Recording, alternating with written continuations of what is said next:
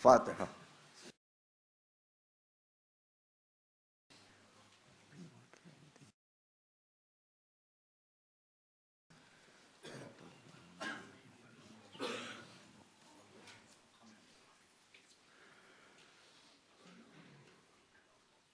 اعوذ باللہ السمیع العلیم من الشیطان اللعین الرجیم، بسم اللہ الرحمن الرحیم، الحمد للہ رب العالمین، والصلاة والسلام علی سیدنا و نبینا و شفیعنا بالقاسم محمد آلہ الطیبین الطاہرین المعصومین الہداة المہدیین الذین اذہب اللہ عنہم الرجس وطہرہم تطہیرا۔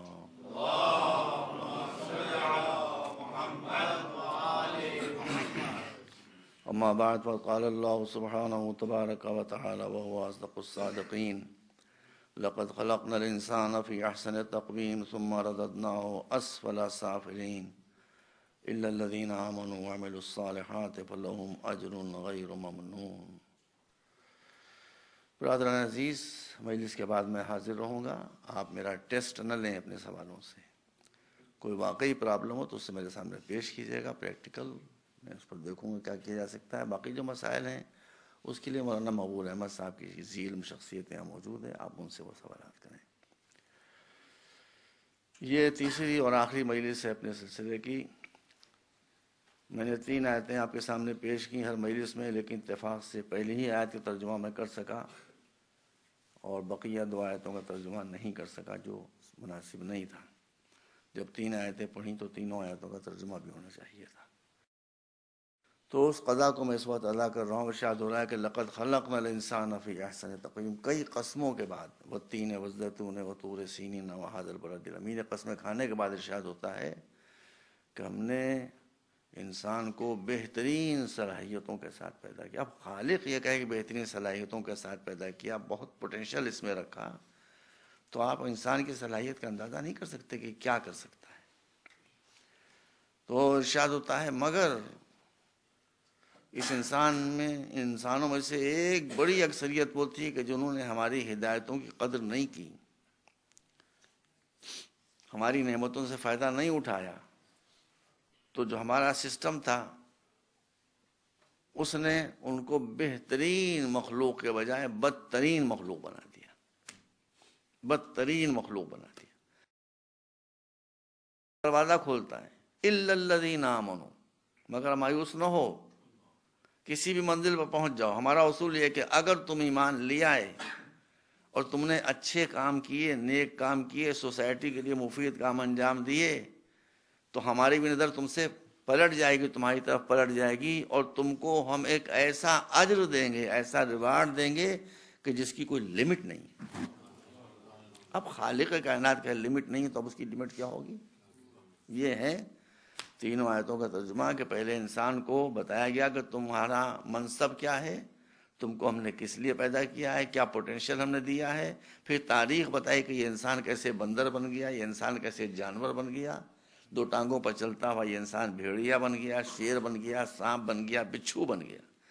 پھر آپ کا شانہ ہلایا جاتا ہے کہ مگر پریشان نہ ہو، ہمارا دروازہ اب بھی کھلا ہوا ہے۔ جو لوگ ایمان لے آئیں گے اور اچھے کام کریں گے، جو انسانیت کے شایان نشان ہیں، تو ہم ان کو وہ اجر دیں گے کہ جس کی کوئی انتہا نہیں ہے۔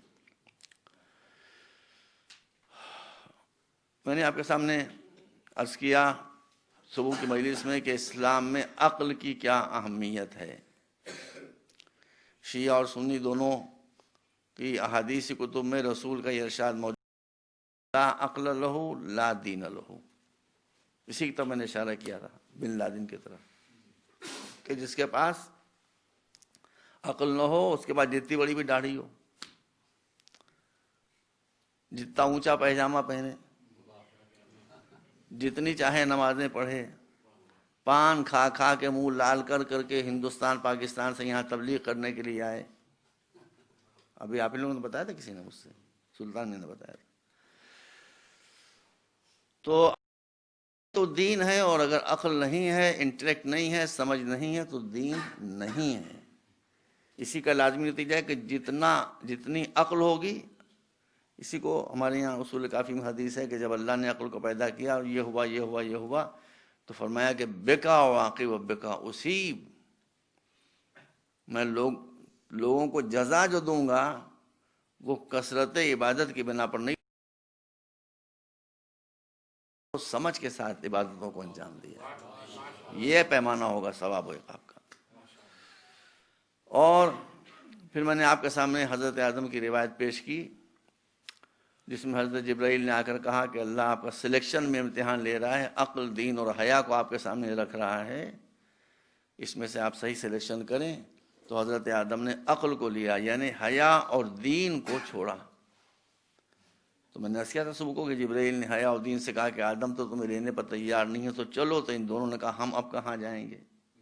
جب اللہ نے ہم کو پیدا کیا اسی وقت کہہ دیا کہ آگے آگے عقل چلے گی، پیچھے پیچھے تم چلو گے، یعنی دین ہمارا رہنما اور رہبر ہے اور دین کی رہنما اور رہبر عقل ہے۔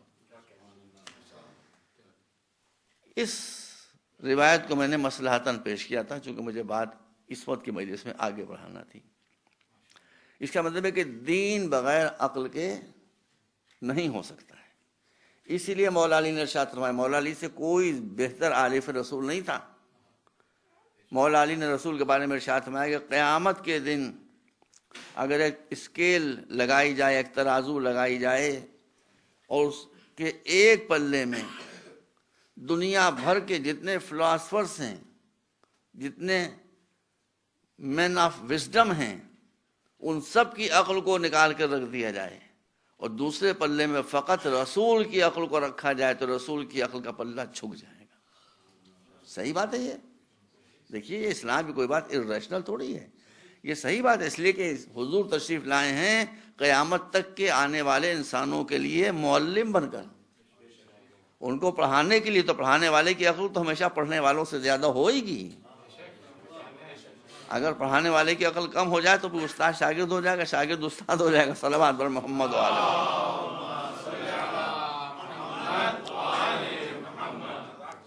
اسی لیے اسلام میں یہ کہا گیا کہ جو بات تمہاری، جو میں نے کہا آپ سے کہ سمجھ میں نہیں آیا تو مت مانو، جب تک سمجھ میں آئے نہ مانو۔ نہ سمجھی کے ساتھ ماننا اسلام قبول اس کو کرنے کے لیے تیار نہیں ہے۔ تو اب آپ نے دیکھا کہ اسلام میں اگر عقل نہیں ہے تو دین نہیں ہے۔ تو دو چیزیں ہیں نا، ایک دین ہے ایک دنیا ہے۔ تو دنیا کے لیے کیا ہے؟ ٹھیک ہے، ہم کو اگر دین پر چلنا ہے تو عقل کو ساتھ لینا ہوگا، لیکن ہم کو فقیر تھوڑی بننا ہے، ہم کو سنیاسی تھوڑی بننا ہے۔ ہم کو جو اللہ نے بھیجا ہے اس دنیا پر رول کرنے کے لیے بھیجا ہے، بٹ ناٹ فار سپریشن، کرنے کے لیے کہ دنیا کا ہر انسان یہ کہہ سکے کہ ہمارے ساتھ ظلم نہیں ہو رہا ہے، اپنا اور غیر کوئی یہ نہ کہہ سکے کہ ہمارے ساتھ سپریشن ہو رہا ہے یا ہمارے ساتھ ایکسپلائٹیشن ہو رہا ہے، یہ نہ کہہ سکے۔ اب یہ دنیا کیسے حاصل ہو؟ میں نے قرآن کو دیکھا تو قرآن مجید میں ایک جگہ وہ دکھائی دی کہ جہاں جناب سلیمان کو ابھی کنگڈم نہیں ملی ہے، یہ قرآن میں آیت پڑھ دے رہا ہوں، اور آپ دعا فرما رہے ہیں کہ رب ہب لی ملک لا ینبغی لأحد من بعدی، پڑھنے والے تو ہر بات پر قدرت رکھتا ہے، مجھے حکومت چاہیے ہے، مجھے پاور چاہیے ہے، مگر ایسی حکومت مجھے ملے جیسی حکومت میرے بعد بھی کسی کو ملے نہیں، نہ بش کو، نہ اوباما کو، نہ بلیر کو، نہ کسی کو۔ اب اللہ سے مانگ تو ایسی چیز تو مانگیں گے کہ ایسی حکومت کسی کو نہ ملے۔ یہ آپ معلوم ہے حکومت ملی تو کیسے ملی؟ ہوا پر قبضہ، سمندروں پر قبضہ، زمین پر قبضہ، جنوں پر قبضہ، جانوروں پر قبضہ، ہر شے قبضے میں، جو چاہا وہ ہو گیا۔ وہ آپ کو سارے واقعات معلوم ہے قرآن مجید میں، یہ واقعات قرآن مجید میں بیان کی گئی، لیکن میتھالوجی نہیں ہے۔ خیر، اب روایت تفسیر میں یہ بتاتی ہے کہ جب حضرت سلیمان نے یہ دعا کی پھر جبرائیل آئے اور جبرائیل نے کہا کہ تمہارا رب، تمہارا معبود یہ کہتا ہے کہ تم نے اتنی بڑی حکومت کے لیے دعا کی ہے تو ہم تمہارا ٹیسٹ تو لے لیں کہ تمہارا ملک پاکستان نہ بن جائے۔ پاکستان سے ہم کو بہت محبت ہے، ایسے خیال نہ کیجیے ہم اگینسٹ پاکستان، لیکن جو پاکستان کے حال بنا دیا وہاں کی لیڈرشپ نے، اس سے ہمارا دل دکھا ہوا ہے نا، ہر مسلمان کا دل دکھا ہوا ہے۔ تو ٹیسٹ تو جناب سلیمان نے کہا کاہے میں ٹیسٹ ہے؟ وہی دہرایا گیا کہ 3 چیزیں آپ کے سامنے رکھی جاتی ہیں، اس میں سے ایک کو لینا ہے، 2 کو چھوڑنا ہے۔ اگر آپ نے صحیح چیز کو لیا تو آپ کو یہ حکومت ملے گی، اور اگر غلط چیز کو لیا آپ نے تو حکومت نہیں ملے گی۔ یہاں 3 دوسری چیزیں ہیں۔ جناب سلیمان نے کہا کیا 3 چیزیں ہیں؟ کہا آپ نے حکومت کے لیے دعا کی ہے، پہلے تو حکومت ہے، دوسرے دولت ہے یعنی ویلتھ، تیسرے علم ہے۔ ان میں سے ایک کو لیجئے، 2 کو چھوڑیے، اب کس کو لیا جائے بتائیے؟ بھائی حکومت کے لیے دعا کی ہے نا تو حکومت لے لیں، مگر سلیمان حاکم بعد میں ہوں گے، نبی پہلے ہیں۔ تو اگرچہ حکومت کے لیے، آپ غور کرتے رہیے میں بھی نتیجہ نکالوں گا، اگرچہ حکومت کے لیے دعا کی تھی لیکن حکومت کے ساتھ ساتھ جب علم آیا تو جناب سلیمان نے کہا کہ اللہ سے کہو کہ میں علم کو لیتا ہوں۔ اور یہاں بھی وہی ہوا کہ جب حضرت سلیمان نے علم کو لیا، نالج کو لیا، تو جبرائیل نے دولت اور حکومت سے کہا کہ تم چلو، تم کو تو سلیمان لے نہیں رہے ہیں۔ تو انہی نے کیا کہا، کتنی گہری بات ہے۔ دولت اور حکومت، پاور اور ویلتھ، دونوں نے کہا کہ اب ہم کہاں جا سکتے ہیں۔ جب اللہ نے ہم کو پیدا کیا تھا اسی وقت کہہ دیا تھا کہ جدھر جدھر علم جائے پیچھے پیچھے تم بھی جاؤ۔ اس کو پکڑ لیجئے، بات کو اس کو پکڑ لیجئے۔ یہی میں نے کیا تھا یا دوسری میں کیا تھا کہ دولت اگر آپ کے پاس آ گئی بغیر علم کے تو سوائے بربادی کے اور کچھ نہیں ہے۔ حکومت اگر آپ پاس آ گئی بغیر علم کے تو سوائے بربادی کے اور کچھ نہیں ہے۔ اور آپ کے پاس کچھ نہیں ہے، فقط علم آ گیا تو سب کچھ آ گیا۔ مولا علی نے فرمایا تھا یہ آپ کے مولا ہیں، کسی اور کے مولا نہیں ہیں، آپ کے مولا ہیں۔ ان کی مانی، میری بات نہیں مانتے، مولانا کی بات مانیے گا۔ اب مولا کیا کہتے ہیں؟ مولانا نے فرمایا کہ جسے علم مل گیا اس سے چھوٹ کیا جائے گا، اور جسے علم نہیں ملا اس کے پاس رہ کیا جائے گا۔ یہ مولانا مقبول احمد صاحب لکھنؤ میں بہت عمر گزری ہے ان کی، پوچھئے ان سے۔ آپ کا بھی باہر آبائی وطن تو لکھنؤ ہے۔ لکھنؤ اور اس کے قرب و جوار میں بڑے بڑے راجہ، مہاراجہ، نواب سب شیعہ تھے۔ میں نے دیکھا نہیں ہے لیکن میرے والد نے بتایا، ان کے کھنڈر میں نے دیکھے، ان کے پیلیسز تھے، ان کی بلڈنگز تھیں، ان کے دروازوں پر ہاتھی بندھے رہتے، زمانے کاریں تو تھی نہیں، ہاتھی بندھے رہتے تھے۔ ان کی اپنی چھوٹی موٹی آرمی ہوا کرتی تھی، مصاحبین ہوتے تھے۔ ان کو یہ غرور ہو گیا کہ ہم تو راجہ ہیں، ہم تو نواب ہیں، ہمارے بچوں کو پڑھنے کی کیا ضرورت ہے؟ سنو اے مٹھو، تمہارے لیے پڑھ رہے ہیں، تمہارے لیے پڑھ رہے ہیں۔ تو ان کو یہ خیال ہوا کہ ہم اپنے بچوں کو کیا کریں گے پڑھا کے، کیا کریں گے اسکول بھیج کے، کیا کریں گے یونیورسٹی بھیج کے، یہ دولت، یہ خزانے، یہ بلڈنگز، یہ پیلیسز، یہ لشکر سب ہمارا موجود ہے۔ جب ہندوستان آزاد ہوا 51 میں، میں نے اپنی آنکھوں سے دیکھا ہے حضور، آپ کو بتا رہا ہوں، جن کے باپ اور دادا نواب اور راجہ اور ڈیزائنرز اور یہ اور وہ سب تھے، ان کے بچے فقیر کی طرح سے بھیک مانگتے، مجھے اپنی آنکھوں سے دکھائی دی کہ اللہ کے نام پر ہمارا پیٹ بھر دو۔ مولا کی بات سچ ہو گئی نا کہ علم نہیں ہے تو جو ہے سب چلا جائے گا، سب چلا گیا، قصہ ختم ہو گیا۔ اب میں ہندوستان سے آیا ہوں، کی مثال دوں گا۔ اب یہ تو مثال بھی اس کی کہ علم نہیں تھا تو سب کچھ چلا گیا، جو آیا تھا وہ سب چلا گیا۔ اب دیکھیے کچھ نہیں ہے مگر علم ہے۔ وہی پاکستان میں بھی ایسی شخصیتیں ہوں گی، لیکن بہرحال اب ایک مجلس میں جو گھنٹے کے اندر ختم ہو جائے گی، میں بہت مثالیں، اور بالکل آبویس جو مثال ہے سامنے وہ یہ ہے کہ اس وقت تو ہماری راشٹرپتی وہ ہیں کہ جو پتی ہو ہی نہیں سکتے۔ بھائی پتنی کیسے پتی ہو جائے گی؟ یہ تو پتنی کیسے پتی ہو جائے گی؟ وہ اب کیا کہتے ہیں، مجبوری ہے۔ اور راشٹرپتی پتنی راشٹرپتی ہے، چلو ہو گیا۔ اس سے پہلے کون تھا راشٹرپتی؟ اے پی جے عبد الکلام. بھائی میرے ملک کا پریزیڈنٹ تھا، میں بتا رہا ہوں. صورت کیسی، رات کو بچے دیکھیں تو ڈر جائیں. میں صحیح بتا رہا ہوں. بڑا بدصورت آدمی تھا، کالا دھیمڑ. بال کیسے، سبحان اللہ.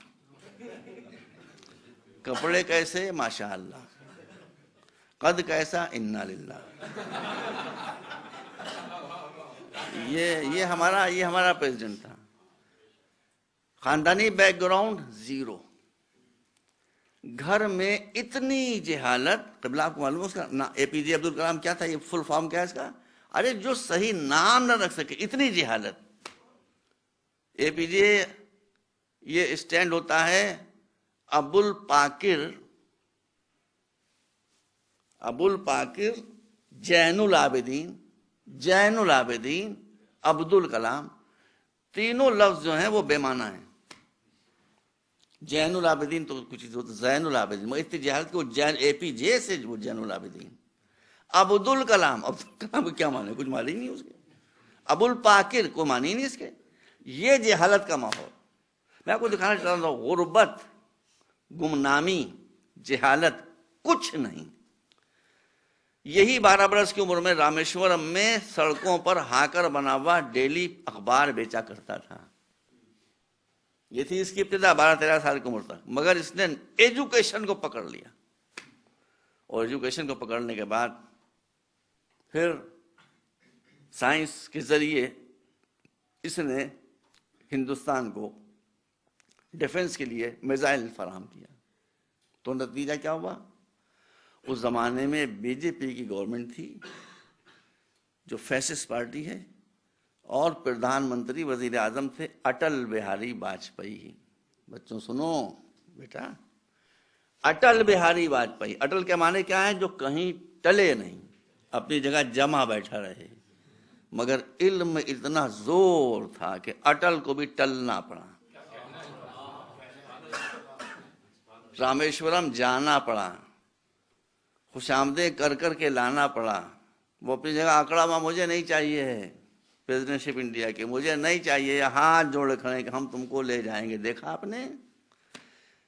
یہ اسلام کی تاریخ اول ہے جو دہرائی جا رہی ہے کہ جس کے پاس پاور ہے وہ کہتا ہوا آ رہا ہے کہ ابو الکلام آؤ، تمہاری ضرورت ہے. اور پھر یہ پریزیڈنٹ، میں آپ سے بتا رہا ہوں ایک ہندوستانی کی حیثیت سے، یہ پریزیڈنٹ عبد الکلام، یہ بھی آپ یاد رکھیے کہ جہاں علم ہوگا وہاں کرپشن نہیں ہوگا. یہ میں آپ کو لکھ کے دیتا ہوں، جہاں واقعی نالج ہوگی وہاں کرپشن نہیں ہوگا. یہ پہلا پریزیڈنٹ تھا ہمارا کہ جو 2 سوٹ کیس لے کر قصر صدر میں داخل ہوا تھا، راشٹرپتی بھون میں، اور وہی 2 سوٹ کیس لیے ہوئے باہر آ گئے. ماشاء اللہ ماشاء اللہ، کیا کیا کارنامے انجام دینے والے لوگ ہیں. پی چدمبرم کو دیکھ لیجیے آپ، کیا اس پر کیس چل رہا ہے، اور جو ہمارے یہاں کے وزراء ہیں اور لیڈرز ہیں. کرپشن کا کیا؟ تو جہاں علم ہوگا صحیح معنوں میں وہاں کرپشن نہیں ہوگا. اور اسی لیے کسی فارمر پریزیڈنٹ کو آج بھی ہندوستان میں وہ رسپیکٹ نہیں ملتی ہے جو عبد الکلام کو ملتی ہے. ہندو اس کی عزت کرتے ہیں، مسلمان اس کی عزت کرتے ہیں، شیعہ اس کی عزت کرتے ہیں. کیوں؟ جہاں کیریکٹر ہوگا اس کی عزت تو ضرور ہوگی. صلوات بر محمد و آل محمد.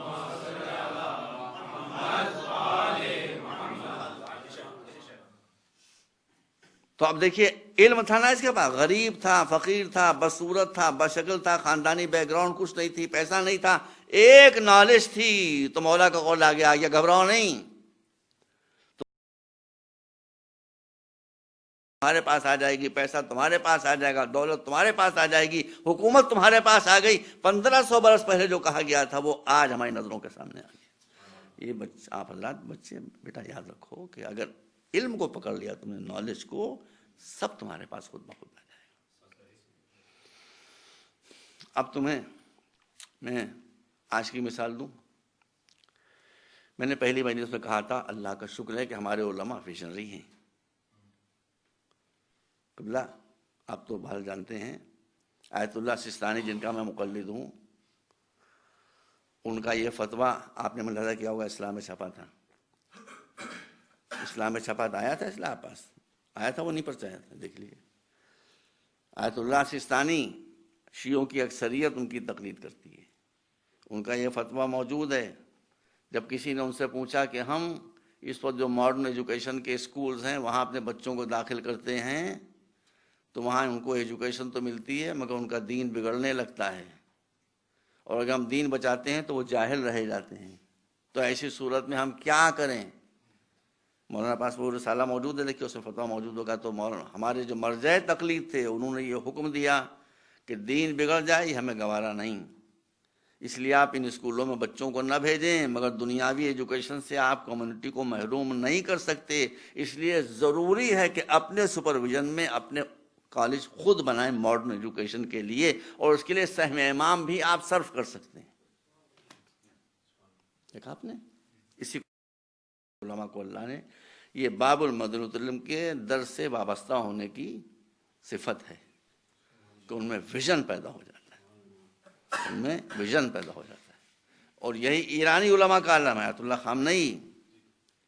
آپ نے دیکھا، میں 2 سال پہلے کینیڈا میں تھا، میں نے خود وہ رپورٹ دیکھی ہے، کسی انٹرنیشنل ایجنسی نے وہ رپورٹ سروے کر کے چھاپی تھی، کہ اس رپورٹ کا خلاصہ یہ تھا کہ ایران میں اس وقت جتنا ٹیکنیکل اور سائنٹیفک ایڈوانسمنٹ ہوا ہے دوسرے کسی ملک میں بشمول یورپ اینڈ امریکہ 10 جتنا ڈیولپمنٹ ہوا ہے اس سے 11 ٹائم زیادہ ہوا ہے، 11 fold. This is not a joke, جس پر تمام سینکشنز لگے ہوئے ہیں، پوری دنیا جس کی دشمن ہو رہی ہے، وہاں پر 11 فولڈ سائنٹیفک ایڈوانسمنٹ ہو جائے۔ میں نے خود یہ رپورٹ اپنی آنکھوں پڑھی، انٹرنیٹ پر پڑھی ہوگی، آپ دیکھ لیں اس کو۔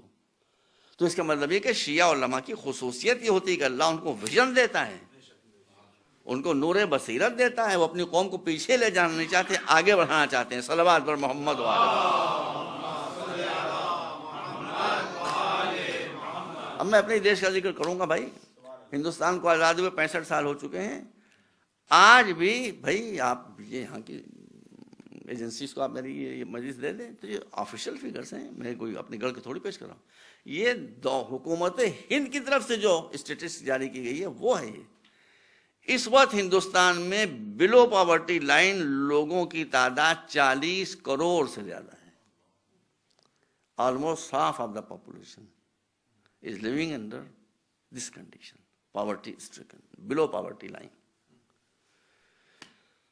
اور قبلہ ابھی شعبان کے مہینے میں دیکھیے، میں ایک بات بتا دوں، میں نے ایران کا نمک نہیں کھایا ہے، نہ میں نے 1 پیسہ ایران سے کبھی لیا ہے، نہ میرے ٹرسٹ میں لیا گیا ہے، وہ لیا ہی نہیں ہم نے۔ قبلہ ابھی شعبان کے مہینے میں ایک ڈیلیگیشن گیا تھا، اس میں 13 سنی علماء تھے، 5 شیعہ علماء تھے، اس میں خیر میں بھی شامل تھا شیعوں کی صف میں۔ 13 سنی علماء تھے، بڑے بڑے سنی علماء، ہر مسلک کے تھے۔ اب جب ہم دہلی سے ساتھ ساتھ چلے تو ہم چہروں پر رنگ کچھ خوشگوار نہیں ہے بلکہ ناگواری کا ہے، اور کیا کیا ان کو بھرا گیا تھا، برین واش کیا گیا تھا۔ مگر جب وہاں سے وہ واپس آئے ہیں تو کیا ان کے امپریشنز تھے، آپ کی حیرت تھی، ان کا کہ یہاں پر اور باتیں تو سب ہیں، لیکن بھائی صحیح بات ہے، آپ دہلی، لکھنؤ، کلکتہ، ممبئی کہیں پر بھی کار پر بیٹھے ہوئے جا رہے ہوں، کسی چوراہے پر ریڈ لائٹ کے اوپر گاڑی روکی اور کھڑکی پر ناک کرتے ہوئے آواز، کھٹ کھٹ کھٹ کھٹ۔ پاکستان میں 1 انگلی چلتی ہے، وہاں بھی ہے کھٹ کھٹ کھٹ کھٹ۔ یہ 65 برس کے بعد بھی عالم ہے، ہندو بھکاری، مسلمان بھکاری، گاڑیوں کو گھیر کے کھڑے ہو جاتے ہیں۔ ہوتا ہے کہ نہیں ہوتا ہے؟ پاکستان ہندوستان دونوں جگہ۔ ان کا ہم کو سب سے زیادہ حیرت کی بات یہ کہ ہم آدھا ملک ہم نے دیکھا اور ہم کو ایک فقیر نہیں دکھائی دیا۔ یہ صحیح بات ہے۔ میں جب شاہ ایران کے دورے میں زمانے میں جاتا تھا، قبلہ بس سے جاتا، میرا خود پیسے نہیں تھے تو بس سے میں جاتا تھا تہران سے مشہد، راستے میں جہاں بس رکتی تھی وہاں زمین پر پیر رکھنا مصیبت ہو جاتا تھا، اتنے بھکاری گھیر لیتے تھے کہ آپ زمین پر پیر نہیں رکھ سکتے تھے۔ اور اب میری آپ سے گزارش ہے کہ آپ سنی شیعہ کوئی بھی جب ایران جائے تو اپنے ساتھ ایک آئی گلاس لیتا ہوا جائے، بڑا آتش شیشہ، اس کو لگا کے آپ دیکھیے کہ آپ کوئی فقیر دکھائی دیتا ہے، کوئی بےگر دکھائی دیتا ہے؟ آپ قدر کیجئے، دنیا کے کسی اسلامی ملک سے غربت ختم نہیں ہوئی بشمول سعودی عرب، وہاں بھی بیگرز موجود ہیں۔ حج کے لیے آپ جاتے ہیں کتنے بیگرس آتے ہیں، اور وہاں تو بڑی سختیاں ہیں، دیہاتوں میں جا کے دیکھیے کتنی غربت ہے۔ پھر ایران میں یہ غربت کیسے ختم ہو گئی؟ ایران میں یہ غربت اس لیے ختم ہو گئی کہ اگر ہیڈ آف دا اسٹیٹ ساری عیاشی کرتا رہے گا تو پبلک غریب رہے گی، وہ خود فقیر ہو جائے گا تو پبلک امیر ہو جائے گی۔ میں غلط تو نہیں کہہ رہا ہوں؟ تو اس ڈیلی کل ہم کو حیرت ہو گئی، یہاں ایک بھکاری ہم کو نہیں دکھائی دیتا ہے، ایک بھکاری ہم کو نہیں دکھائی دے رہا ہے۔ اور اس کے بعد جو ٹیکنیکل ایڈوانسمنٹ ہے، کاریں اپنی ان کی بن رہی ہیں، میٹرو میں جو کوچز لگے ہیں وہ سب ایران کے بنے میں، جا کے دیکھ لیجیے، ساخت ایران، ساخت ایران، ساخت Iran, made in Iran, made in Iran, made in Iran. یہ اتنے سینکشنز کے بعد، تو اسی لیے آپ دیکھیے کہ جہاں علم ہوگا، علم کی صفت یہ ہوتی ہے کہ علم کا سر ہمیشہ اٹھا رہتا ہے، جھکتا نہیں۔ دنیا کی کوئی طاقت اس کے سر کو نہیں جھکا سکتی، اسی لیے آج سپر پاورز کے سامنے ایران سر اٹھائے کھڑا ہوا ہے۔ صلوات بر محمد۔ اچھا،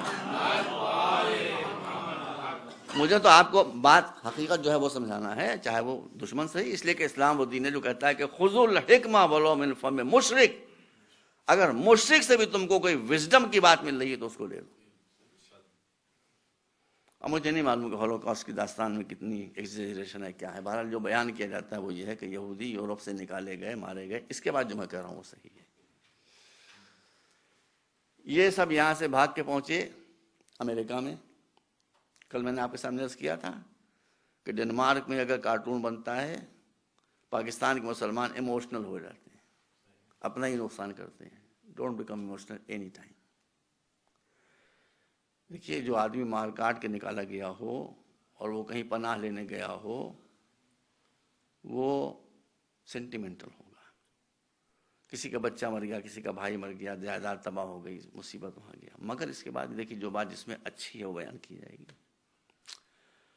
جیوز جب امریکہ پہنچے تو جس بیچ پر گئے، جس ہوٹل میں گئے، جس کلب میں انہوں جانا چاہا، وہاں لکھا ہوا تھا dogs and Jews are not allowed. یہ میں نے پڑھا ہے خود، dogs and Jews are not allowed. اتنا ہیومریشن، مگر وہ سینٹیمنٹل نہیں ہوئے۔ ان کی جو لیڈرشپ تھی، انہوں نے اپنی نسل کی تربیت یوں کی کہ انہوں نے کہا کچھ بھی ہو، کبھی کوئی پروٹیسٹ نہ کرو، کبھی نعرے نہ لگاؤ، کبھی سلوگن نہیں، دو چیزوں کو پکڑ لو، ایک بزنس کو پکڑ لو، ایک علم کو پکڑ لو۔ اس ویژن کا نتیجہ کیا تھا کہ امریکہ میں یہودی گئے تھے پناہ لینے کے لیے، پروٹیکشن لینے کے لیے، آج پورا امریکہ ان کے پروٹیکشن میں ہے۔ غلام بن کر گئے تھے، آج امریکہ ان کا غلام ہو گیا۔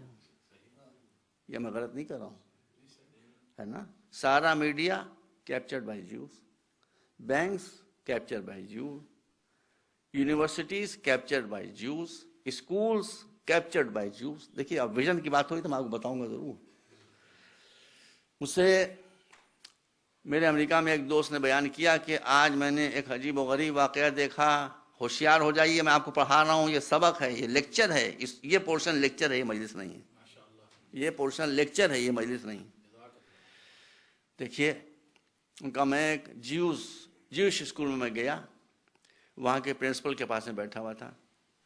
ایک بچہ کرسچن آیا ایڈمیشن کے لیے، اس نے پوچھا کتنے پرسنٹ مارکس ہیں تمہارے، اس نے مارک شیٹ سامنے 60% مارکس تھے، اس نے اس کو ایڈمیشن دے دیا، اس نے اس کو 60% بچے کو ایڈمیشن دے دیا۔ یہ ویژن رکھنے والی بات ہے۔ کہاں میں بیٹھا تھا، تھوڑی دیر میرے سامنے ایک جیو بچہ آیا، اس کے 80% مارکس تھے، اس کو ایڈمیشن نہیں دیا۔ آپ یہ بتائیے کہ اپنے کالج میں اگر میں یہ کروں کہ ایک ہندو بچہ ہے 60% مارکس لے کے اس کو میں دے دوں، اور شیعہ بچہ 80% مارکس لے کر آئے، اسے میں ایڈمیشن نہ دوں، میرا لکھنؤ میں رہنا مشکل ہو جائے گا، مصیبت آ جائے گی۔ کیوں؟ قوم جذباتی ہے، ویژن نہیں ہے۔ اب ان کو حیرت ہوئی جب وہ بچہ چلا گیا، کہنے میں نے پوچھا اس سے کہ یہ آپ نے کیا کیا؟ دیکھیے، یہ ویژن کی بات ہے۔ یہ آپ نے کیا کیا کہ غیر بچہ ہے، آپ نے اس کو 60% پر ایڈمیشن دے دیا، آپ کے اپنی کمیونٹی کا بچہ ہے، آپ نے اس کو 80% پر ریجیکٹ کر دیا۔ کہا وہ تو کرسچن ہے، اس کے لیے 60% بھی بہت ہے۔ یہ ویژن کی بات ہے۔ اور جیو بچہ 80% مارکس لے کر آئے، اسے ٹھوکنے کھانے دو تاکہ اس کو سبق ملے۔ اب آئندہ کسی ایگزام میں اس بچے کے جیو بچے کے 80% مارکس نہیں آئے ہوں گے، وہ گیا ہوگا 90 اور 90 کے اوپر، کہ 80% میں تو اس کو اپنے اسکول میں داخلہ نہیں ملا، دوسری جگہ کہاں سے داخلہ ملے گا؟ صلوات پر محمد وعلی۔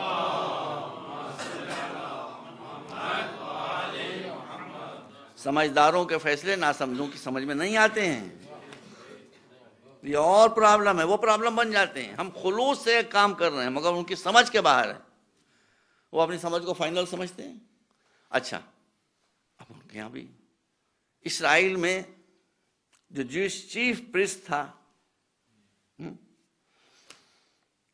اسرائیل، یہ میں نے پڑھا ہے، اسرائیل کے بننے کے بعد بہت سے دولت مند جیوز اس پریسٹ کے پاس آئے کہ یہوہ نے ہمارے لیے یہ بلیسنگ دی ہے کہ ہم کو ہماری موعودہ زمین دوبارہ مل گئی ہے، وہ کہاں تک صحیح غلط اس کے بحث نہیں ہے، اس لیے ہم اللہ کا، یہوہ کا شکریہ ادا کرنا چاہتے ہیں۔ دیکھیے، پریسٹ تھا، جوش برین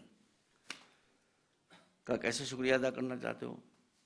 کہا مسلمانوں کی مسجدیں ہیں بڑی شاندار، عیسائیوں کے چرچز ہیں بہت عالیشان، ہندوؤں کے مندر ہیں بہت عالیشان، مگر جتنا پیسہ ہمارے پاس ہے اتنا نہ کرسچنس کے پاس ہے، نہ مسلمانوں کے پاس ہے، نہ جیوز کے پاس ہے۔ ہم چاہتے ہیں کہ ایسا سیناگوگ بنے کہ نہ کوئی ایسا چرچ ہو، نہ کوئی ایسی مسجد ہو، اور نہ کوئی ایسا مندر ہو۔ سوچئے، میں کچھ کہہ تو نہیں رہا ہوں، آپ کا پیسہ کہاں جاتا ہے؟ سوچئے۔ جوش لوگوں نے اپنے پریسٹ سے کہا کہ ایسا سیناگوگ بنائیے کہ نہ ایسا چرچ عیسائیوں کے پاس ہو، نہ ایسا مندر ہندوؤں کے پاس ہو، نہ ایسی مسجد مسلمانوں کے پاس ہو۔ He was a Jew, but was a genius. اس نے کہا یہ بتاؤ کہ اگر ہم تمہارا چرچ ہیرے کا بھی بنا دیں، ڈائمنڈ کا، سالڈ ڈائمنڈ کا، تو یہوہ کی نظروں میں اس کی حیثیت کیا ہوگی؟ یہوہ کی نظروں میں تو اس کی کوئی حیثیت، تمہاری نظر میں ہیرا بہت قیمتی ہے، اب وہ پڑھنے والی بات نہیں ہے، حالانکہ آپ تشریف فرمائیں، آپ مجھ سے بہتر جانتے ہیں، ماشاءاللہ اچھی نظر ہے، کہ اس ہماری جو گیلیکسی ہے، نیکسٹ جو گیلیکسی ہے، میں تھوڑا سا ایسٹرونومی میں دلچسپی رکھتا ہوں، تو ابھی آیا ہے ریسرچ ہو کے کہ اس گیلیکسی میں ایک سیارہ ہے، سمجھ رہے ہیں آپ، جس کا سائز ہماری زمین کے برابر ہے، تھوڑا سا چھوٹا ہے، تھوڑا سا چھوٹا ہے، وہ پلینٹ کا ہے کا بنا ہوا ہے؟ سالڈ ڈائمنڈ کا، پورا پلینٹ سالڈ ڈائمنڈ کا بنا ہوا ہے، غور کیا آپ نے؟ تو جس نے پوری دنیا ایک ڈائمنڈ کی بنا دی ہو، اس کی نظروں میں اگر آپ ایک محل بھی ہیرے کا بنا دیں گے، اس کی حیثیت کیا ہوگی؟ تو اس نے کوئی غلط بات تو نہیں کہی، تو کہا یہ تو آپ ٹھیک ہے، تو پھر کیا کریں؟ اس نے کہا تمہارے یہوہ کو سیناگوگ بنانے سے اتنی خوشی نہیں ہوگی جتنا جیوز کو بنا دینے سے خوشی ہوگی، اس کمیونٹی کو بنا دینے سے جتنا اس کو خوشی ہوگی اتنا اس کو بلڈنگ کے بنا دینے سے خوشی نہیں ہوگی۔ یہ جتنے اربوں ڈالرز لاؤ یہ سب مجھے دے دو، میں اس کو اپنی کمیونٹی کی ایجوکیشن پر صرف کروں گا۔ دیکھا آپ نے، ایک آدمی کا فیصلہ تھا، ذہانت پر مبنی، بصیرت پر مبنی، اس کا نتیجہ یہ ہوا کہ بلا میں 30 سال امریکہ گیا ہوں، 3 یونیورسٹیز کو چھوڑ کر باقی جتنی یونیورسٹیز ہیں اس سب میں ڈپارٹمنٹ آف اسلامک اسٹڈیز کا ہیڈ جو ہے وہ جیو بنا بیٹھا ہوا ہے، 3 کو چھوڑ کے، 3 یونیورسٹی کے علاوہ باقی جتنی یونیورسٹی ہیں سینکڑوں، سب جگہ اسلامک ڈپارٹمنٹ کا ہیڈ کون ہے؟ جیوز۔ اب وہ کیا اسلام پڑھا رہے ہوں گے وہ مجھ سے بہتر سمجھ سکتے۔ تو یونیورسٹیز پر ان کا قبضہ، پیرس پر ان کا قبضہ، الیکٹرانک میڈیا پر ان کا قبضہ، بینکنگ پر ان کا قبضہ، امریکن کانگریس ان کے قبضے میں، وہاں لابینگ ہوتی ہے۔ یہ لابینگ انسان فروشی کا بہت شریفانہ نام ہے، تو نام شریفانہ ہونے سے اس کا اثر تھوڑی بدلتا ہے۔ تو آج آپ دیکھ لیجئے کہ ان کے پاس بیٹھے ہوئے ہیں، اسرائیل میں حکومت کر رہے ہیں امریکہ پر، تو مولا نے کیا غلط کہا تھا کہ جس کے پاس نالج آ جائے گی اس کے پاس سب چلا آئے گا۔ صلوات بر محمد وآل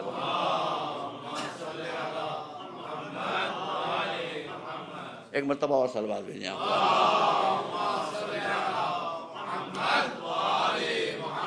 اس لیے میں نے اپنا مشن یہ بنایا ہے کہ جہاں تک میں وہ پریسٹ تو نہیں ہو سکتا، نہ میرے پاس اتنا اربوں ڈالرز ہیں، لیکن بہرحال جو بھی میرے امکان میں ہے وہ میرا مشن یہ ہے کہ قوم میں ایجوکیشنل اویئرنیس کو پھیلانا،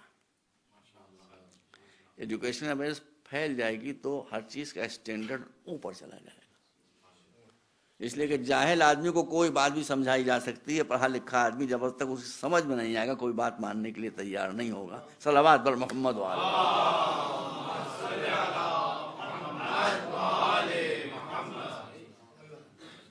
اور مجھے حیرت ہے آپ پر, دنیا سے باہر میرا کوئی خاص رابطہ نہیں دوسرے لوگوں سے, آپ کے ائمہ کے پاس کیا تھا مجھے آپ بتائیں. میں نے کراچی کے مجلس میں کہا تھا کہ علی کی خلافت پر اختلاف ہو سکتا ہے, علی کی امامت پر اختلاف نہیں ہو سکتا. امام تو سب مانتے ہیں, آپ نے ممکن انٹرنیٹ پر مجلس سنی ہو, امام تو سب مانتے ہیں. ارے بھائی سر سید جنہوں نے مسلم یونیورسٹی بنائی جہاں کا میں پڑھا ہوا ہوں, پکے وہابی انسان تھے, پکے وہابی تھے, مگر علم دوست تھے. وہابی تھے مگر علم دوست تھے, تو اپنے عقیدے کے خلاف وہابیوں میں قبر پر کچھ نہیں لکھا جا سکتا ہے. قبلہ بتائیے, وہابیوں میں قبر پر کچھ نہیں لکھا جا سکتا ہے. لیکن آپ تشریف لائیں, میں علی گڑھ میں 10-12 سال رہا ہوں, جو جامع مسجد ہے اسی کے احاطے میں سر سید کی قبر بنی ہوئی ہے. سر سید کی قبر پر جائیں, آپ جانے کے بعد آپ دیکھیں کہ سرحانے ایک پتھر لگا ہوا ہے, اس پر ان کے خلفاء کے نام نہیں لکھے ہوئے, ہمارے 12 اماموں کے نام لکھے ہوئے ہیں. کیونکہ اس کو علم سے ٹچ تھا, تو اس کو معلوم تھا کہ علم اگر ملے گا تو انہی 12 سے ملے گا. صلوات پر محمد کتنی بڑی کامیابی. سر سید کا ان ائمہ تعین سے کیا رشتہ بھائی, وہ تو دوسرے مسلک کے تھے, مگر جانتے تھے کہ علم ہے تو یہاں ہے, علم ہے تو یہاں ہے. تو قبر پر جو بات لکھی جاتی ہے وہ بہت معتبر ہوتی ہے. اور یہیں پر آپ بتا دوں, چارلس ڈارون, پتہ جائیے اس کی قبر دیکھ کر آئیے, تھیوری آف ایوولوشن کا موجد, اس کی قبر پر کیا لکھا ہوا ہے. توبہ, کیا ذہین آدمی تھا, یا تو اسی کی وصیت رہی ہو. بھائی آپ انٹرنیٹ پر دیکھ لیجیے, شاید تصویر موجود ہوگی قبر کی. اس کی قبر کے اوپر کیا عبارت لکھی معلوم ہے, he was the inventor of theory of evolution. اس کی قبر پر لکھا ہوا ہے, اس کی قبر پر, جس قبر کے اندر وہ لیٹا ہوا ہے بیچارہ, اس کی لاش پڑی ہوئی ہے, اس کے اوپر لکھا ہوا ہے here lies the theory of evolution. Here lies the theory of evolution, یعنی یہ تھیوری آف ایوولوشن یہاں پڑی ہوئی ہے. اسی میں سب آ گیا. ایک مرتبہ صلوات بھیج دیں افراد.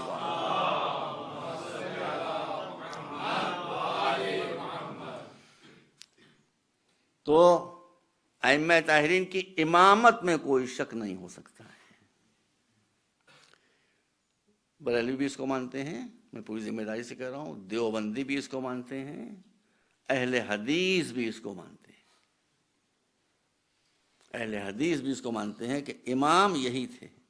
بھائی دیکھیے, اصل میں امام کا مسئلہ یہ ہے کہ نبی کی نبوت کے لیے ہم کو دلیلیں چاہیے ہوں گی, اللہ کے ثبوت کے لیے بھی ہم کو دلیلیں, لیکن امام تو دیکھنے والی چیز ہے. امام کے معنی کیا ہے, جو آگے کھڑا ہو وہ امام ہوتا ہے. اب یہاں اگر نماز ہو رہی ہو, یہ پورا حال انشاءاللہ بھرا ہوا ہو, اور مولانا آگے کھڑے ہوں, اور کوئی آ کر کہے نماز میں کہ بھائی یہاں کا امام کون ہے, تو آپ کہیں پاگل ہو گئے ہو, اندھے ہو گئے ہو, کون کھڑا ہے آگے, وہی امام ہے یہاں کا. تو امام اگر کسی کو نہ دکھائی دے تو اسے اندھا کہا جاتا ہے.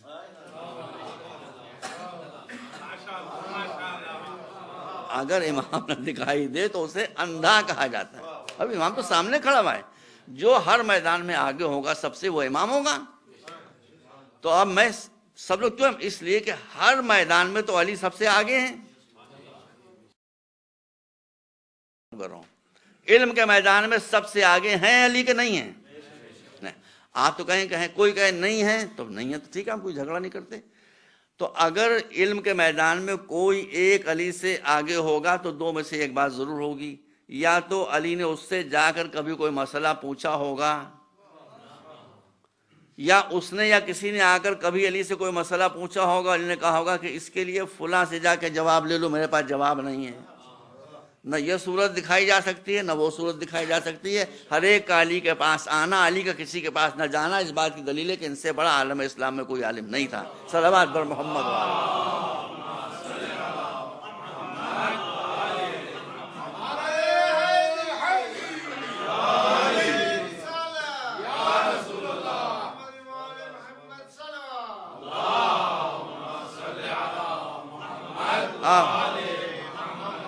میں نے عرض کیا آپ سامنے میں علی گڑھ میں پڑھتا تھا، جب میں ایم اے کر رہا تھا عربک میں، تو ہم دو ہی آدمی تھے، ایک میں، ایک میرے یار غار محمد علی رضولوی۔ رضولی ہمارے کا ایک بہت مشہور قصبہ ہے، آپ نے نام سنا ہوگا ضرور، بڑے بڑے لوگ وہاں سے پیدا ہوئے ہیں، وہاں کے وہ تھے، اور وہ ہم سے کچھ تنے رہتے تھے، کھینچے رہتے، معلوم کیا برین واش کر دیا گیا تھا، لیکن اب مزہ کہ تیسرا کوئی آدمی ہی نہیں تھا، مجبوراً ہم لوگوں میں بات چیت شروع ہوئی تو وہ قریب ہونا شروع ہوئے، اور قریب آئے، اور قریب، بے تکلف دوست ہم لوگ ہوئے، ابھی میرے بہت اچھے دوست ہیں وہ، اب تو ان کے ماشاءاللہ داڑھی بھی ہو گئی، جماعت اسلامی میں آ گئے ہیں، وہ اس وقت کلین شیف تھے، خیر اس وقت اچھے تھے، اب گڑبڑ ہو گئے، کلین شیف تھے تو ٹھیک تھے، اب گڑبڑ ہو گئے ہیں، خیر لیکن مجھ سے وہ سیدھا ملتے ہیں، تو اب وہ پھر کہنے لگے کہ صاحب وہ تو ہم سے آپ لوگوں کے بارے میں معلوم کیا کہا گیا تھا، اور آپ تو اچھے خاصے آدمی ہیں، اور وہ فسادی نہیں ہیں، اور شریف آدمی ہیں، اور با محبت ہیں، اور یہ ہیں وہ ہیں، آپس میں میوچول کانفیڈنس ہو گیا۔ اس کے بعد ایک دن وہ کہنے لگے کہ یہ بتائیے کہ آپ ہم اتنا قریب ہیں تو یہ ہمارے اور آپ کے بیچ میں اتنا اختلاف کیوں ہو گیا ہے؟ ہم نے کہا اختلاف کیوں ہو گیا ہے؟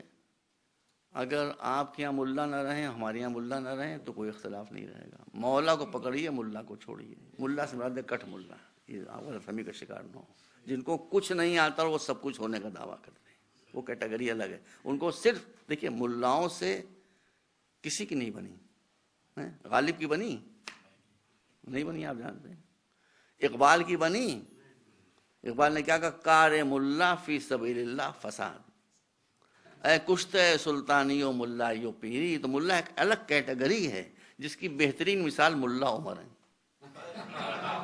ایک مرتبہ سڑوا دیں یہاں پر آتا۔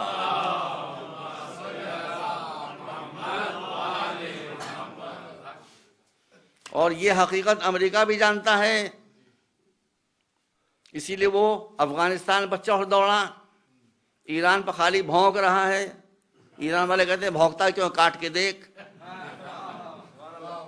مگر امریکہ کی ہمت نہیں ہو رہی، وہ بڑے ہوشیار لوگ ہیں، وہ جانتے ہیں ہم ملا عمر کے سپاہیوں سے جنگ کر سکتے ہیں، مولا علی کے سپاہیوں سے جنگ نہیں کر سکتے۔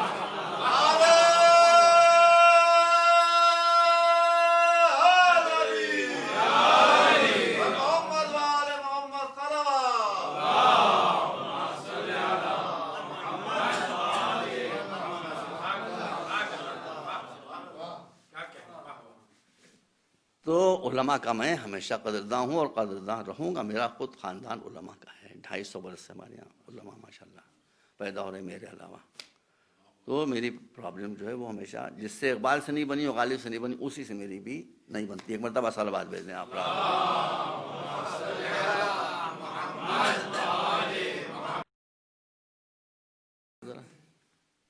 کیا کہہ رہا تھا؟ وہ تو بعد کی بات ہے، میں بھول گیا واقعی کہ سیکوینس کیا تھا بھائی، کیا کہہ رہا تھا میں؟ ہاں نہیں محمد علی نام تھا ان کا، دیکھیے، تو میں نے کہا بھائی یہ تو ملاؤں نے ان کا یہ، اب اسلامیات ہم لوگ بیٹھے تھے، یہ سب کتابیں شیعہ سنی مسائل سے بھری ہوئی ہیں، اور آپ کہہ رہے ہیں مولانا نے کہا دیکھیے آپ سے مجھ سے کبھی گفتگو نہیں ہوئی، مگر میں آپ کو بتانا چاہتا ہوں شیعہ اور سنی اختلافی مسائل سے کتابیں بھری ہوئی ہیں، صحیح آپ کہہ رہے ہیں، لیکن دراصل ہمارے اور آپ کے بیچ میں ایک حرف کا اختلاف ہے بس۔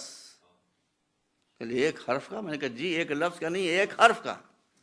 کہ وہ کون سا؟ میں نے کہا اب بے تکلفی تو ہو ہی گئی تھی، میں نے کہا وہ جو آپ کے محترم تھے جنہوں نے 70 مرتبہ لولا علی کہا، اگر ایک مرتبہ مولا علی کہتے تھے قصہ ختم۔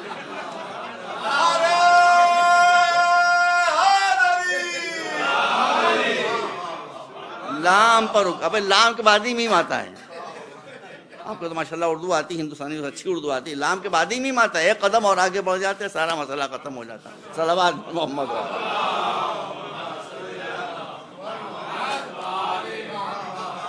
تو یہ انہیں 70 مرتبہ لولا علی کو کہنا پڑا، اس لیے کہ علم علی کے پاس تھا، علم علی کے پاس تھا، جو علم علی کے پاس تھا وہی علم امام حسن کے پاس تھا، وہی امام حسین کے پاس تھا۔ ہمارے یہاں مسئلہ نہیں ہوا، رسول کے بعد جب ایک دو تشریف لائے، تخت خلافت اور مسند نشین ہونے کے لیے بیٹھے، تو وہ جہاں رسول تشریف فرما ہوتے تھے ممبر، اس میں کئی سیڑھیاں ہیں؟ ایک دو، اس میں دو ہی ہیں، اس میں 3 سیڑھیاں تھیں.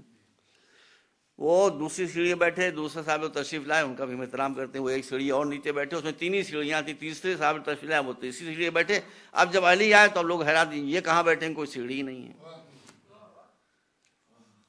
تو اچھا ہوا کہ سیڑھی نہیں تھی. مولا علی سیدھے وہاں جا کے بیٹھ گیا کہ جہاں رسول بیٹھا کرتے. اب لوگوں میں چیزیں کو آپ نہیں، آپ وہاں بیٹھ گیا. کم یہاں اس جگہ پر کوئی بیٹھ ہی نہیں سکتا تھا. تو میں آپ سے ایک سوال کرنا چاہتا ہوں بچوں سے کہ جب رسول کی جگہ پر کوئی بیٹھا ہی نہیں تو رسول کا جانشین کون بنا؟ رسول کی مسجد جانشینی تو خالی رہی. وہی جو کاندھے پر گیا تھا، وہی جو گود میں تھا، وہی رسول کی جگہ پر بھی آ کے بیٹھے. اور اس کے بعد آپ نے فرمایا کہ یہاں کوئی نہیں بیٹھ سکتا تھا سوائے میرے. اس لیے کہ رسول نے فرمایا جو میری جگہ پر بیٹھے اور میری کہی بھی بات نہ کہے اور میرے عمل کو نہ دہرائے، اللہ اسے اوندے منہ جہنم میں پھینکے گا. اور میں تو وہی کہتا ہوں جو رسول نے کیا کہا، اور وہی کرتا ہوں کہ جو رسول نے کیا. صلوات پر محمد و آل بس. تو اپنے دعوے کے ثبوت میں واقعاتی بھرے میں ہیں. امام موسیٰ کاظم علیہ السلام،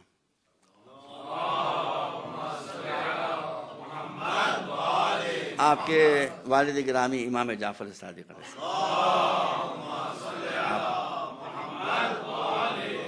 سنی حضرات سے پوچھ لیجیے، ہمارے بھائی ہیں سنی، ہم ان کا احترام کرتے ہیں. سنیوں کے امام حضرت ابو حنیفہ امام جعفر صادق کے شاگرد، بڑی عزت کرتے تھے، آتے رہتے تھے.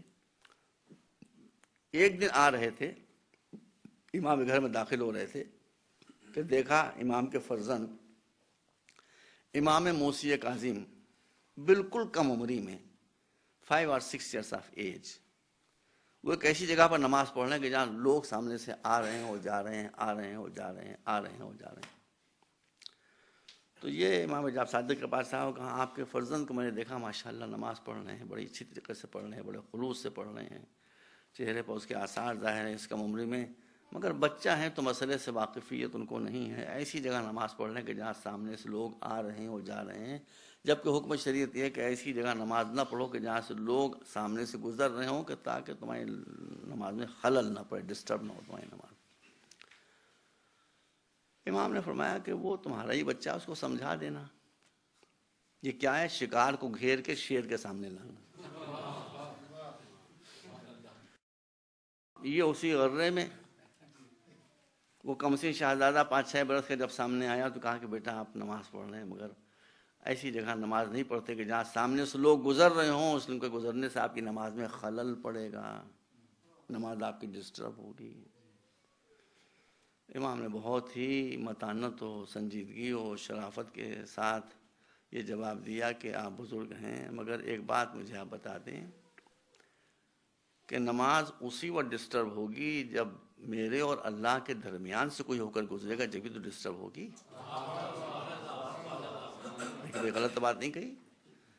اگر سامنے ایک آئینہ لگا ہو، اس میں میری تصویر دکھائی دے رہی ہو، آپ درمیان سے گزرے، جب تک آپ گزرتے رہیں گے مجھے اپنی صورت نہیں دکھائی دے گی، اس لیے کہ آپ میرے اور آئینے کے درمیان میں آ گئے. تو اللہ کے اور نمازی کے درمیان جب کوئی آئے گا تبھی تو نماز ڈسٹرب ہوگی. تو امام نے فرمایا کہ اللہ نے قرآن میں فرمایا کہ نحن اقرب الیہ من حبل الورید، ہم انسان کی شہرگ گردن سے زیادہ قریب ہیں. تو جب میرا اللہ شہرگ گردن سے زیادہ قریب ہے تو اب کون درمیان سے ہو کے گزرے گا؟ صلوات پر محمد و آل محمد.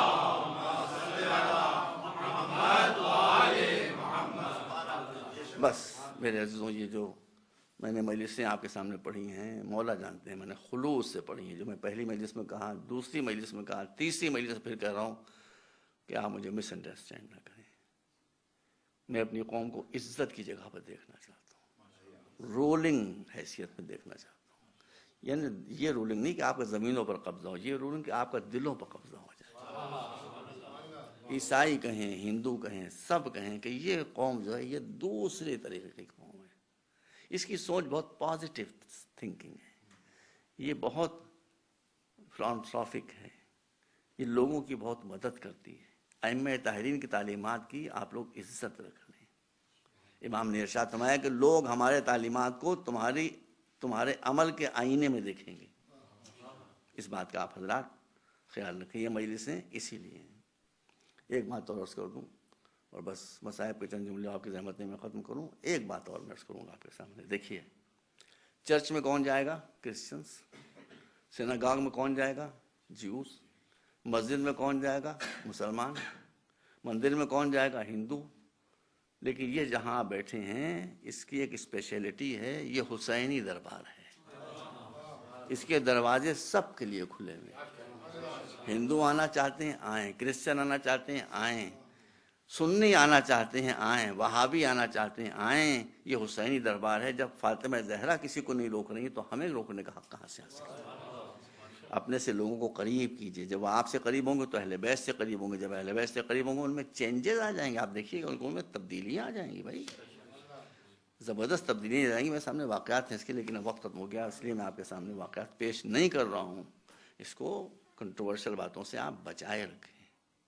کنٹروورشل باتوں میں الجھنے سے کچھ حاصل نہیں ہوتا. آدمی ضد پکڑ لیتا ہے وہ اور آپ سے دور ہو جاتا ہے. وہ آئے گا قریب آتے آتے آتے آتے آتے خود ہی آپ کے قریب آ جائے گا.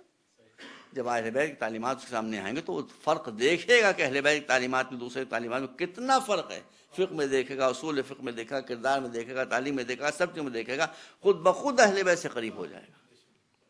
بس یہ عزاداری بھی اسی لیے ہے کہ انسان کی فطرت میں ہے ظالموں سے نفرت کرنا اور مظلوموں سے ہمدردی پیدا ہو جانا. یہ سویڈن ہے، یہاں میں پہلی مرتبہ آیا ہوں. یہاں کوئی سٹی سینٹر ہو، آپ وہاں پہ جا کھڑے ہو کے ہنسنا شروع کر دیجیے. کوئی آپ کو پلٹ کے دیکھا کہ نہیں کہ آپ کیوں ہنس رہے ہیں. رونا شروع کر دیجیے تو ہر صاحب دل روکے گا کیوں رو رہے ہو. جب آپ کہیں کیوں رو رہے ہو تو آپ بتائیں گے آپ پر ظلم ہوا ہے. جب آپ کہیں گے ظلم ہوا ہے تو پوچھے گا کس نے ظلم کیا ہے. آپ ظالم کا نام بتائیں گے. بس قصہ ختم ہو. یہی آپ کا مشن ہے کہ آپ دنیا کی قوموں کا ہاتھ پکڑ کے ظالم کے دروازے تک پہنچا دیں. یہی آپ کو مشن ہے. آپ کو بہت ہی انٹلیکچولی مسائل کو ڈیل کرنا ہے. حسین کی مظلومی ایسی ہے، بخدا میں آپ کے سامنے کہتا ہوں کتنے واقعات میرے سامنے ہیں کہ جہاں ہندو طرف کر کھڑے ہو گئے، ان رونا شروع کر دیا. روتے روتے ان کی آنکھیں لال ہو گئی. جس کے سینے میں بھی تھوڑا سا انسان کا دل ہوگا وہ کربلا کے المیہ سے ضرور متاثر ہوگا. بس میں نے آپ کے سامنے عرض کیا تھا ایک مجلس میں، اسی کو عرض کر کے آپ کی زحمتیں میں ختم کرنا چاہتا ہوں کہ زبان سے کسی کا دین نہیں سمجھ میں آتا، ہمیشہ کردار سے سمجھ میں آتا ہے. میں نے ایک مجلس میں آپ سامنے عرض کیا تھا، غالباً دوسری مجلس میں، کہ مولا علی نے جو کل کفر تھا اس کی لاش کی بھی توہین نہیں کی، ریسپیکٹ دی اس کو. اس کی لاش کو برابر سے لٹا دیا، ٹانگ اس کی برابر کر دی، ہاتھ برابر کر دی، زرہ کی کڑیاں، لباس کونے سب درست کر دیے، پہلو میں تلوار رکھ دی، پہلو میں سپر رکھ دی. کیوں؟ اس لیے کہ اسلام اس کی اجازت نہیں دیتا. قبلہ میں نے عربک ادب میں ڈاکٹریٹ کی ہے. آپ جاہلیت کی ہسٹری کو پڑھیں. پری اسلامک ڈیز جو تھے وہ جاہلیت کہلاتے تھے، جس کو مٹانے کے لیے رسول تشریف لائے تھے. جاہلیت میں یہ دستور تھا.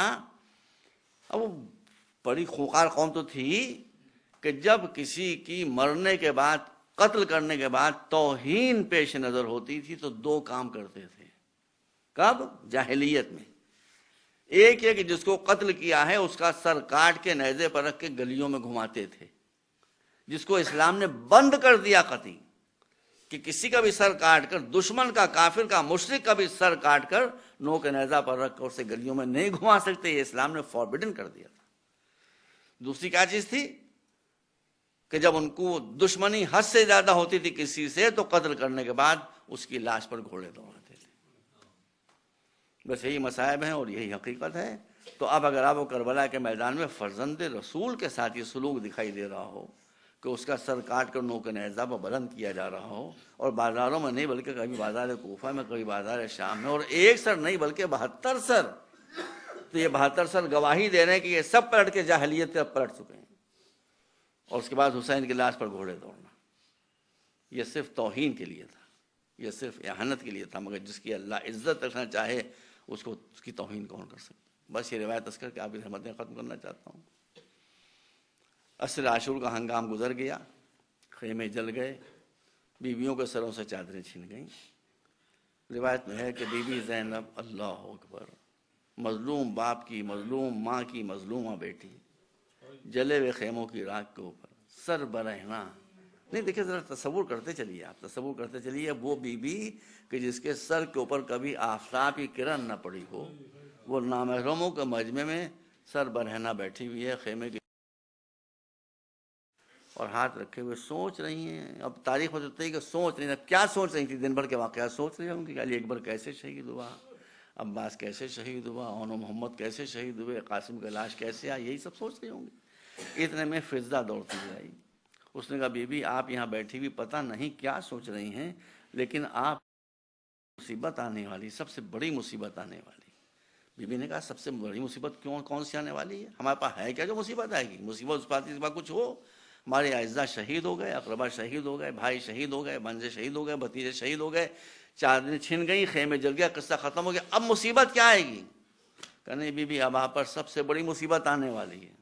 کہا وہ کون سی مصیبت؟ کہا بی بی آپ یہاں بیٹھی ہیں، میں کربلا کے میدان میں تھی، میں دیکھ رہی تھی کہ پسر سعد لشکر کے گھوڑوں کے درمیان دوڑ دوڑ کر یہ اعلان کر رہا ہے کہ سپاہیوں ابھی اپنے گھوڑوں سے اترنا نہیں، اس لیے کہ ابھی ابن زیاد کا حکم آیا ہے کہ حسین کے ساتھیوں کی لاشوں کو گھوڑوں سے پامال کیا جائے.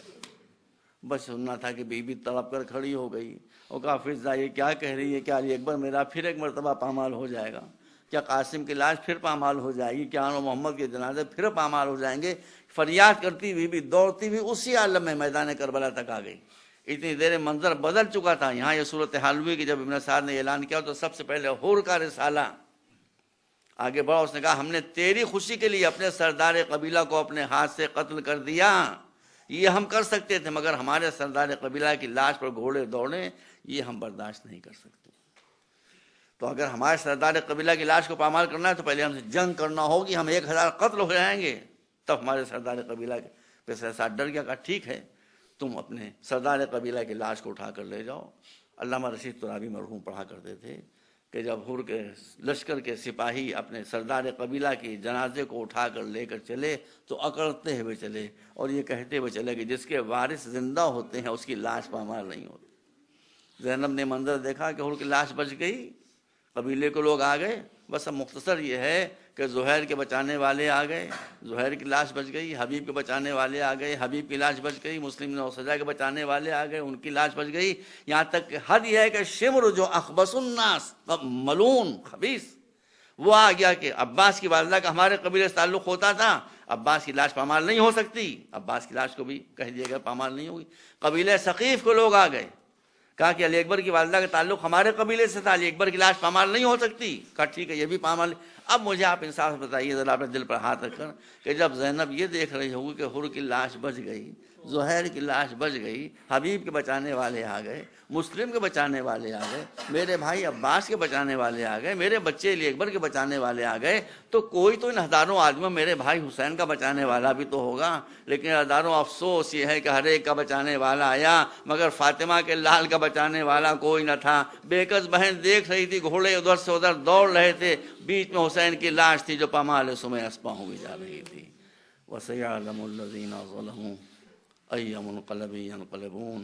اللهم اغفر للمؤمنين والمؤمنات والمسلمين والمسلمات الأحياء منهم والأموات إنك تغفر الذنوب جميعا برحمتك يا أرحم الراحمين. اللهم اغفر لنا ذنوبنا وكفر عنا سيئاتنا وتوفنا مع الأبرار إنك على كل شيء قدير. Ya Hüseyin, Ya Hüseyin.